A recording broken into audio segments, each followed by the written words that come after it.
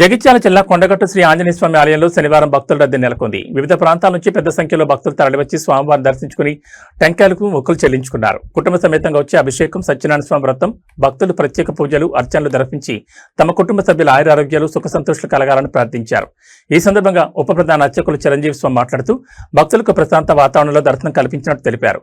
భక్తులకు ఎలాంటి ఇబ్బందులు కలగకుండా ఈవో అంజనరెడ్డి, ఏఈఓ హరిహరనాథ్, అధికారులు సునీల్, అశోక్, ఆలయ సిబ్బంది ప్రత్యేక ఏర్పాట్లు చేశారు.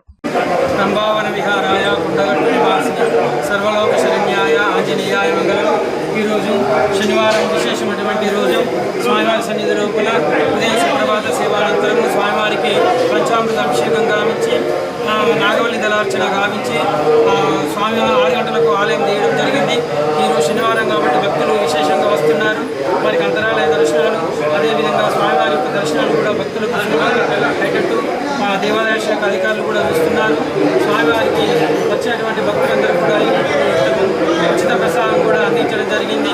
వారికి ఇలాంటి కూడా వసతులు కూడా సరైనటువంటి వసతులు కల్పిస్తూ దేవాదాయ శాఖ వాళ్ళు వచ్చి నిర్ణయాలు తీసుకుంటూ భక్తులకు అనుకూలంగా మనకి స్వామివారి దర్శనం సులభంగా అయ్యేటట్టు చూస్తున్నారు. కాబట్టి భక్తులందరూ కూడా స్వామివారిని సేవించుకొని స్వామివారి కృపకు కటాక్షలు కావాలని కోరుతున్నారు.